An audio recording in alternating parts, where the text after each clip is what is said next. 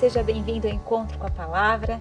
Nós estamos aqui, eu, Caterine, Rubens e Gilberto, e hoje nós teremos a oportunidade de estudar um tema muito importante e muito atual, e tem sido assim um cenário de grande preocupação no que tange o relacionamento entre maridos e esposas. E o tema de hoje é maridos e esposas juntos na cruz. O verso para memorizar desse tema tão importante diz assim, e ele está em Efésios 5, versículos 25 a 27.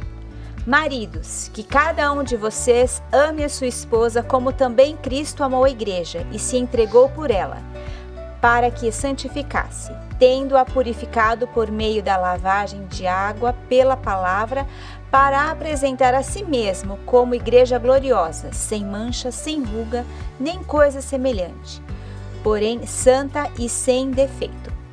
Gilberto, pensando aí numa temática tão importante, né, relacionada ao conselho para esposas cristãs, e com embasamento bíblico, é claro, né, o nosso próprio tema aqui desse encontro é encontro com a palavra de Deus, Paulo começa com um trecho central, em Efésios 5, 21, conectado com Efésios 5, versículos de 1 a 20, e Efésios 5, versículos 22 e 23, no qual ele advoga para que os membros da igreja se submetam uns aos outros. Os crentes devem fazê-lo por reverência a Cristo, sendo esta a primeira de várias vezes em que Paulo irá identificar o relacionamento com Cristo como o mais importante e definidor para os crentes. Conta um pouco pra gente. Bom, primeiro que a gente tem que trazer aqui a definição de submissão no contexto que Paulo está usando essa palavra, né? A submissão aqui, quando pede para as esposas serem submissas aos seus esposos, ela está embaixo de uma orientação divina. Fora disso, não há necessidade de submissão. Simplesmente pelo fato de você ter uma união conjugal com alguém, não é motivo, não é conselho de Deus que você seja submisso a isso. Simplesmente por esse fato. O fato se concretiza nessa submissão quando esse esposo, ou até mesmo, no sentido contrário, a esposa, eles estejam sob essa orientação de Deus, de como viver esse casamento. Isso nos traz a obrigação, o sentimento de fazer isso de uma forma com liberdade, né? O casamento que Deus quer, ele é um casamento que seja o quê? Amoroso, e não um relacionamento disfuncional. Porque aquilo que é disfuncional não obriga ninguém a ter submissão a ele. Um rapaz que encontra uma moça que não a respeite, a partir do momento, só porque foi lá, fez uma assinatura de um papel no cartório, tem o seu valor legal, tudo bem, nós como os crentes somos orientados lá no livro de Romanos, no capítulo 12 e 13, para a gente ser submisso às nossas autoridades, a tudo aquilo que é estabelecido, para a ordem das coisas. Deus é um Deus de ordem e exige isso. Mas Deus é um Deus de ordem a partir do momento que qualquer comportamento se desvie da orientação de Deus. Nós, como cristãos, temos que falar como Pedro. Importa obedecer, primeiramente, a Deus. O foco dessa submissão, elas têm que estar o quê? Atrelada a Cristo. Eu gostei muito, professor Caterine, do nosso desenho aqui, do nosso guia de estudo, né? Temos uma cruz, para você que talvez está aí assistindo, não está vendo esse momento, essa imagem aqui, mas tem um casal aos pés da cruz, e os dois olhando para a cruz, ajoelhados. Ou seja, esse relacionamento do casamento, eles têm que ser vivido aos pés da cruz de Cristo. Sob a orientação, com aquele mesmo amor com que Deus nos ama, o mesmo trato, a paciência, a delicadeza, né? E eu até um dia acompanhando uma reportagem na televisão a respeito dos acidentes automobilísticos que ocorrem. As nossas autoridades, eles fazem alguns dados estatísticos a respeito disso, até para veicular mensagens de comportamentos para os motoristas, assim, cuidados, né? E eles disseram o seguinte, que na maior das vezes, quando um veículo está dentro dele o motorista e também o passageiro, e surge uma situação de risco, a probabilidade de morrer o passageiro é muito maior do que o motorista. Porque numa tentativa de defesa natural dele, ele tenta desviar o carro livrando o lado dele. Aí a gente tenta trazer isso para esse contexto que Cristo está trabalhando aqui. A verdade é que quando eu olho para minha esposa, eu tenho que olhar para ela como uma extensão de mim, né? E é com esse amor, com esse olhar de cuidado, né? É como se eu passasse a vida toda assim, irmão Rubens, me preparando como um motorista, né? Para dizer o seguinte, assim, se acontecer essa situação, eu vou jogar o meu lado na situação de risco, porque eu amo essa pessoa aqui. Se tiver que morrer entre eu e ela, que vá eu primeiro, que ela continue viva, porque eu a amo, eu não quero nunca que aconteça essa questão da morte para ela. Então, isso é difícil, porque a lição até trabalhou um pouquinho com a gente, né? De que quando você tenta trabalhar essa questão de cuidado, ao mesmo tempo, com o mesmo amor com que você se cuida, isso é algo que transcende o nosso comportamento humano, né? Então é com esse amor, essa submissão tem que ficar muito bem clara, que ela é devida sim, ela deve existir, ela é saudável para ambas as partes possuir esse contexto de servidão entre um e o outro, mas tem que ser sob a orientação de Deus. Muito bom. Pensando aí, Rubens, na relação igreja como a noiva de Cristo, né? E aí depois vou pedir para o Gilberto na sequência também contribuir. Compare Efésios 5, versículos 25, 27, 29, com a menina abandonada de Ezequiel, capítulo 16, versículos 1 a 14. Que elementos desta história Paulo repetia em seu esboço? Eu vou responder isso pegando um gancho no que o Gilberto falou sobre submissão. Se a gente olhar Gênesis, eu queria começar falando em Gênesis 2, fala assim, ó, logo após o pecado, em que Deus coloca várias consequências do pecado para vários aspectos da vida do ser humano. Então, para a mulher, por exemplo, ela vai ter gravidez e sofrimento, o homem vai ter que trabalhar para tirar o seu sustento. E ele fala assim, ó, para a mulher, e o teu desejo será o teu marido, e ele te governará. Então, a relação, a aparente tensão que tem entre homem e mulher hoje em dia, isso é uma consequência do pecado. Isso não é plano de Deus que ocorra essa tensão. Então, não é plano de Deus que a mulher seja explorada sexualmente, que ela é vista como objeto sexual. Não era plano de Deus original em que a mulher seja submissa no sentido de que era, por exemplo, no Império Romano, em que o homem tinha prevalência em punir a mulher, os seus filhos e seus escravos, como a lição comenta, a história, embora seja até razoavelmente monogâmico o romano e era razoavelmente organizada a sociedade naquele momento.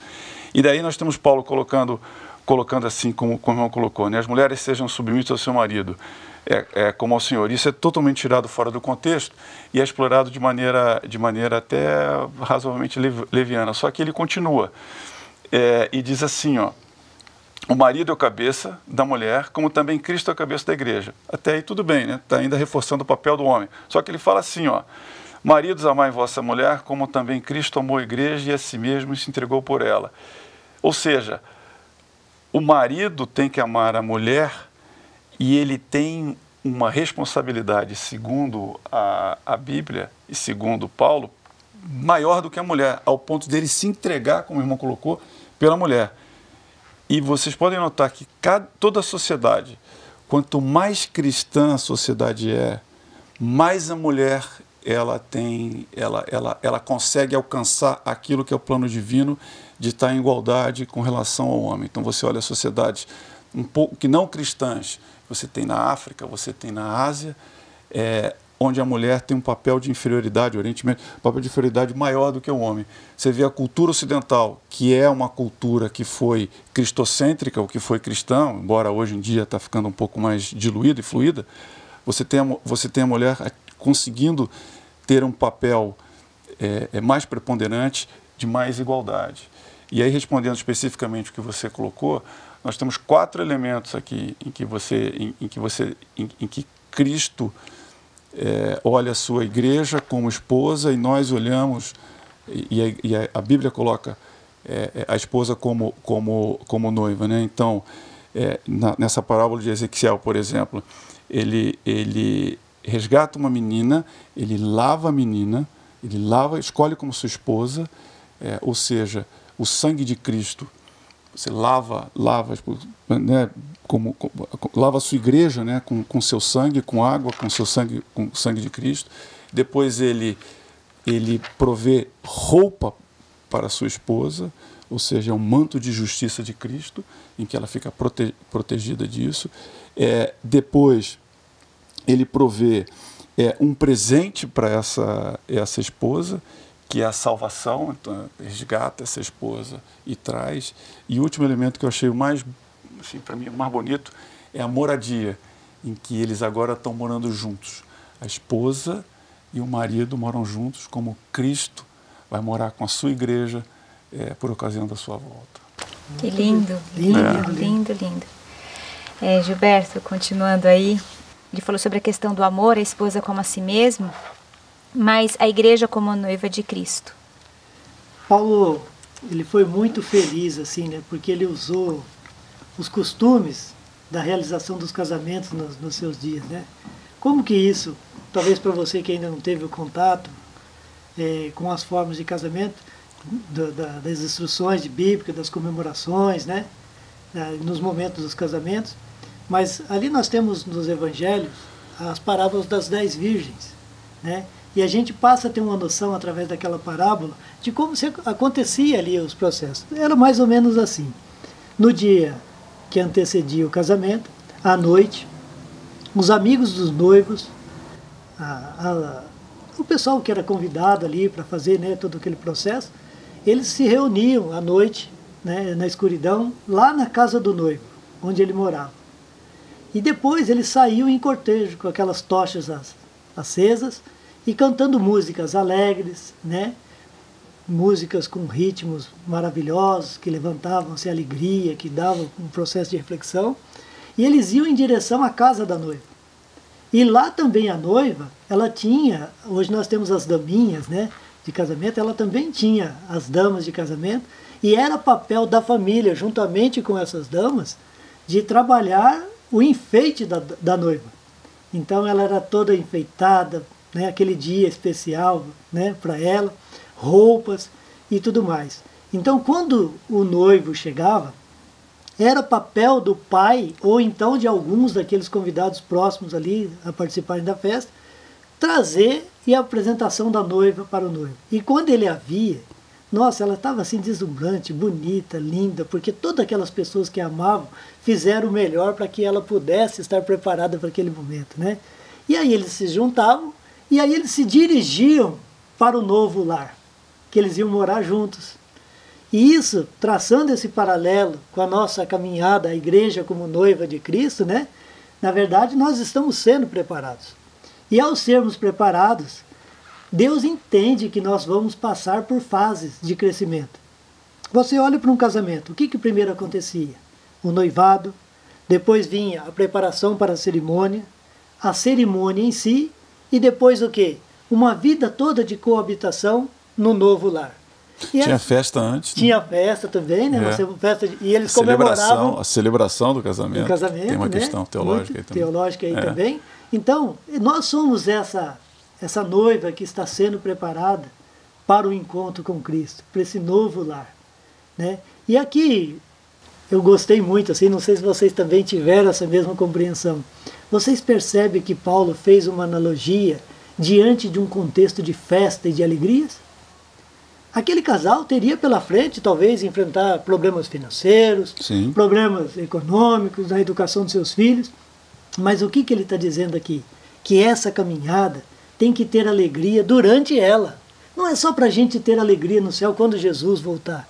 É para a gente já viver essa alegria desse casamento com Cristo nos nossos dias, né? Eu sempre falo, eu fico muito triste quando eu vejo os cristãos se aproximando das nossas igrejas e às vezes alguns arrastando os pés. Fico contente porque mesmo arrastando os pés eles estão indo para lá. Mas assim, não andando com aquela força, né? A gente quando vê aqueles exércitos grandes, marchando com aquela força toda, nós como cristãos deveríamos ir assim para a igreja, sabe? andando com passos largos, com alegria, com a Bíblia na mão, com a Bíblia na mão, sentindo peso, né, alegria. Então, é com essa alegria que Paulo está querendo que a gente celebre essa nossa caminhada, certo? E com todo cuidado, fazendo o melhor, assim como os amigos faziam para o noivo e também para a noiva, o seu melhor para eles estarem o mais bonito possível, o mais bem preparados para aquela celebração, nós também temos que fazer isso, viver essa alegria e saber que hoje é o dia de festa do irmão Rubens, da irmã Caterine, de todos aqueles que nos ouvem aqui também, que você se sinta amado por Deus. Você é criado por Deus, é obra de Deus. Não aceite nunca a ideia de que você é feio, de que você é incapaz, de que você não pode mudar os contextos. Você pode e deve fazer isso, porque você é um filho de Deus, uma filha de Deus, amado por quem é criador de todo o universo. E esse amor vai além das nossas compreensões. Mas que a gente possa, digamos assim, ousar a entender desse amor e viver essa alegria. Né? Você começou a falar sobre a questão do amor, né, de entender que nós somos filhos de Deus, e nós temos visto também muitas pessoas que têm vivido uma vida aí sem propósito nenhum, porque não entenderam qual que é o amor que ele tem que ter por si mesmo, de entender que Deus ama, né, Rubens? Sim. Então, o Gilberto falou sobre a questão do ame sua esposa, começou a falar sobre a questão do amar a si mesmo, né, por conta daquilo que Deus tem para a vida da gente. E que novo argumento Paulo usou para encorajar maridos a praticar o amor terno para com as esposas? A gente tem visto hoje muito um discurso, né, de empoderamento da mulher e muitas vezes colocando a ideia de que a mulher tem que se colocar numa condição superior ao do homem, né, até, como eu posso dizer, competindo espaços, e a gente sabe que isso não é um pensamento divino, né? O que o exemplo de Jesus ensina sobre amar as pessoas, até mesmo da nossa própria família? Então, eu remeto aqui à Bíblia, né, Efésios 5, 28, ele fala assim, Paulo, né? Assim também os maridos devem amar a sua mulher como ao próprio corpo. Quem ama a esposa a si mesmo se ama, porque ninguém jamais odiou a própria carne, antes a alimenta e dela cuida, como também Cristo a fez com a igreja. Então aqui a gente tem diversos elementos. O primeiro deles é um elemento, Paulo é muito lógico, né? Ele fala assim, olha, você tem que amar a sua mulher como você ama o seu próprio corpo. Você não vai se auto-imolar, se auto-punir, se afligir, causar dano a si mesmo, pelo menos do ponto de vista de um mentalmente sadio, né? Dessa mesma maneira, você não deve fazer isso à sua esposa. Ou seja, você deve amar a sua esposa e cuidar da sua esposa como você cuida de si mesmo. Que talvez o primeiro cuidado que você tem no mundo é com si próprio. Mas só que ele continua aqui. E aí tem umas sutilezas que ele fala que antes a alimenta e dela cuida, ou seja, o marido, como também Cristo o faz com a igreja. Como é que Cristo faz com a igreja? E esse tem sido talvez o grande problema dessa tensão em relações humanas de maneira geral e em casal em particular. Qual é o primeiro propósito que Cristo tem com a sua igreja? É salvá-la. Quando Cristo salva a sua igreja e o seu povo, o que ele faz? Ele se dá a si mesmo, ele se submete. Então, não digo o primeiro conceito, mas uma base importante que tem aqui é ser submisso. Quando fala aqui, servir. A mulher serve ao homem. E quando ele fala aqui que homem amem a sua mulher como Cristo amou a igreja, é exatamente a mesma coisa. Como Cristo amou a sua igreja? Ele serviu a igreja e ele se submeteu à igreja e ele se entregou à igreja. Então, é o mesmo nível, né?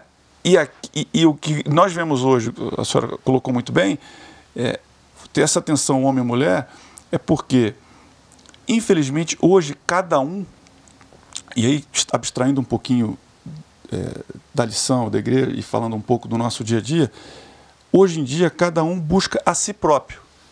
Então, a mulher e o homem casam, mas eles casam porque a mulher quer ser feliz e o homem quer ser feliz. Então, o homem hoje em dia, todo mundo quer ser feliz, né? Você tem que buscar a sua felicidade, a despeito até da felicidade alheia. Eu quero buscar a felicidade. Então, quando eu falo aqui o conceito de Cristo no centro, na cruz, como o irmão colocou, e você tem um relacionamento cristocêntrico, eu não estou lá para ser só feliz, eu estou principalmente para fazer o outro feliz, para servir ao outro. Então, o conceito de servir, submissão aqui é o conceito de servir. Então, as relações entre casais, entre homem e mulher, em especial entre casais, elas começam a ficar mais saudáveis quando você fala assim, eu não estou aqui para eu ser feliz, eu estou aqui para servir a minha esposa, quando eu constituo a minha família, servir a minha família. E isso é bom para o ser humano, porque ele traz uma lição de humildade. Humildade e servidão. Quando você vai ficando humilde, você vai ficando mais humilde, você também vai ficando mais aberto a ouvir a palavra de Deus e entender o sacrifício de Cristo. E aí eu consigo colocar em prática os frutos do Espírito. Exatamente, exatamente. Então, se você ficar nessa tensão de, não, eu mereço, né? Nós estamos na geração do eu mereço, eu sou, eu posso, eu quero, o eu vai consumindo o casamento, vai consumindo a outra, vai consumindo a família. E eu tenho casos de amigos meus que não são do nosso convívio cristão, igreja, mas é impressionante as desculpas que eles dão para a separação, né? Não, desgastou, já estou em nova fase, eu tenho novos desafios. Não vê que é uma coisa só, né? Que a pessoa que está ao seu lado também precisa, né? Preciso pensar em mim, nos meus sonhos, nos meus projetos, planos, né? Projetos, estou ficando velho e tenho um monte de coisa para fazer. A vida passa muito rápido, então, quando preciso você curtir. tira Cristo do meio e tira Cristo da equação, você volta ao que eu falei de Gênesis, né? De fato, a mulher vai ser um objeto mesmo, porque o pecado fez com que a mulher fosse realmente um objeto e fosse dominado pelo marido. E não é o plano original de Deus, isso é pós-pecado. O plano dele é uma só carne, né, Gilberto? É uma só carne. Uma só carne. Outra coisa assim que nós temos que deixar bem claro aqui, que é o conceito do que é casamento dentro do contexto bíblico. Isso não é uma ideia minha, não é ideia do irmão Rubens, da irmã Caterina. Isso aqui é o conceito bíblico. O casamento bíblico, ele é heterossexual. É formado entre um homem e uma mulher. Ele também é monogâmico, ou seja, você deve casar com uma única pessoa. E ele também é vitalício. O plano de Deus é que somente a morte seja capaz de ser um gatilho ao ponto de o casamento vir a ter um fim. Porque mesmo a traição, o plano de Deus, apesar dele legalizar a pessoa a buscar um outro casamento, porque foi traída, mas antes de tudo o conselho bíblico ainda é que aquele que foi traído, se possível, que perdoe, para que o plano de Deus, daquilo que Deus uniu, não separe o homem. Jesus mencionou isso lá em Mateus, os fariseus falam, mas e o divórcio? Ele fala, a gente fez isso porque vocês são, por causa do pecado de vocês. Eu tive que ter o divórcio, eu não tive jeito. Verdade. Então, a questão que Paulo trabalhou aqui com a gente foi a seguinte assim, que quando bem compreendido o casamento entre Cristo e a igreja, e também compreendido o casamento entre homem e mulher, esse entendimento ele traz a compreensão e inspiração do que é o casamento, certo? Inclusive da salvação. Se você vai para um contexto bíblico, diferentemente do conceito secular, o casamento, a questão que Paulo está preocupado aqui, primeiro é qual a ordem? A ordem espiritual vem em primeiro plano. Porque se você está bem espiritualmente, você tem uma maior chance de ser uma pessoa emocionalmente equilibrada. Então você cuida da parte espiritual, ela gera uma pessoa mais emocionalmente sadia, e se você está bem espiritualmente e emocionalmente sadio, a tendência é que você vai fazer uso do sexo, do relacionamento de um casamento, de forma feliz e segundo a orientação dada por Deus. Você não vai buscar as práticas do mundo, que aí é o contrário, certo? O que é em primeiro plano? Tem casais aí que justificam o relacionamento sexual antes do casamento, fazendo aí as orientações de Deus, porque diz, vai que case e eu não me dou bem. Mas não é assim. O conceito é que homem e mulher, todos nós, se estivermos espiritualmente bem, emocionalmente saudáveis, a esposa que Deus te deu é a melhor mulher do mundo. Não há necessidade para você de uma outra.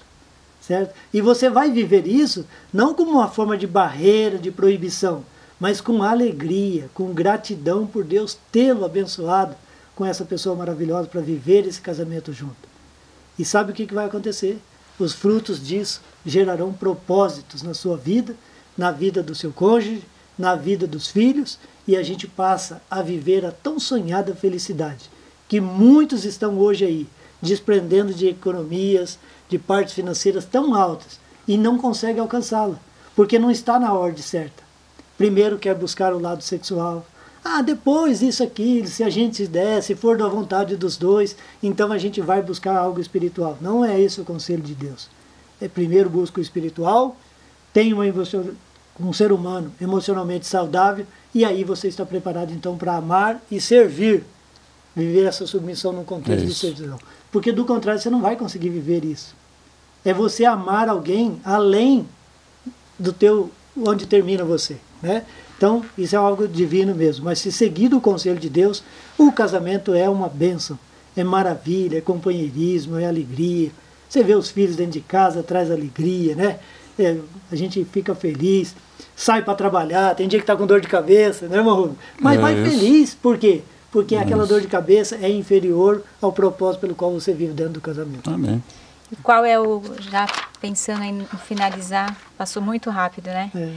Já pensando em finalizar, Rubens, colabora com a gente, assim, o que a Bíblia ela fala, né? O que ela oferece às pessoas com problemas matrimoniais. Você bem falou de casais que você tem acompanhado aí, que estão com alguns problemas. Outros a gente tem visto que o divórcio não é algo que vem de Deus, não é a intenção de Deus, né? Não é o sonho de Deus. Então, quais são os conselhos, quais são as orientações que nós podemos encontrar na Bíblia para pessoas que, de repente, estão passando aí por problemas matrimoniais? Então, eu não sou um especialista no tema, né? Sou engenheiro de formação, então a minha cabeça é bem cartesiana. Mas, dito isso, se nós olharmos a Bíblia ela nos coloca, e Paulo aqui em especial, se nós pudéssemos extrair um sumário aqui do que nós aprendemos essa semana, são 4 elementos. O primeiro deles é amor. Então, mas o que é amor? Amor não é amor sexual. O amor é olhar o interesse alheio. Amor de Cristo por nós Cristo olhou primeiro o nosso interesse, a nossa salvação. Depois ele olhou o interesse dele.